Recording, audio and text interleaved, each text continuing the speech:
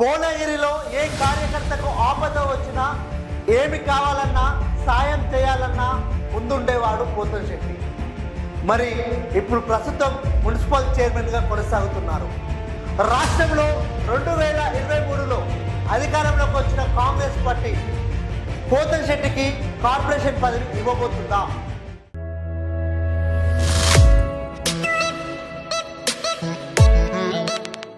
ఆదిరించని కాంగ్రెస్ పార్టీలో NSA leader నుంచి నేటి వరకు అదే పార్టీలో కొనసాగుతూ 2014లో గోడే నిజగ్రూర్ నుంచి ఎమ్మెల్యేగా పోటీ చేసి అప్పటి ఎమ్మెల్యే 2009 నుంచి 2014 దాకా ఎమ్మెల్యేగా ఉన్న ఎలిమినేటి ఉమామాధవరెడ్డిని వెనుకకు నెట్టి 3వ స్థానంలో నిలిచారు ఆయనే పోతంశెట్టి.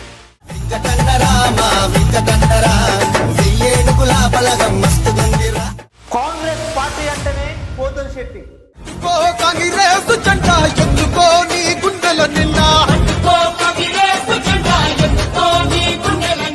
భువనగిరిలో ఏ కార్యకర్తకు ఆపద వచ్చినా ఏమి కావాలన్నా సాయం చేయాలన్నా ముందుండేవాడు పోతంశెట్టి.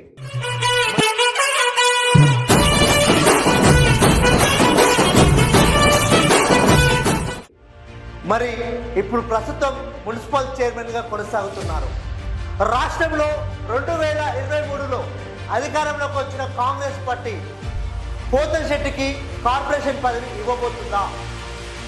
పోతంశెట్టికి నిజానికి కార్పొరేషన్ పదవికి అర్హుడా?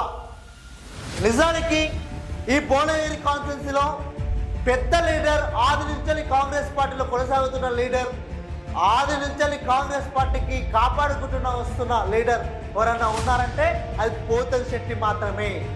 మరి ఆయనకి ఈసారి కార్పొరేషన్ పదవి కట్టబెట్టబోతుందా అధిష్టానం? ఈ కాన్స్టిట్యున్సీలో ఎలిమినేటివ్ ఫ్యామిలీని ఎదుర్కొని ఈ నిజయదుర్గంలో నిలబడి కాంగ్రెస్ పార్టీని బతికించింది పోతంశెట్టి. 2014లో అవకాశం వచ్చింది కానీ ఓడిపోయారు ఎమ్మెల్యేగా.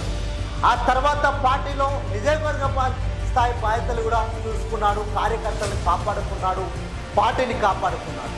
మరి ఇప్పుడు అధికారంలోకి వచ్చిన కాంగ్రెస్ పార్టీ ఆయన కార్పొరేషన్ పదవి ఇవ్వబోతుందా?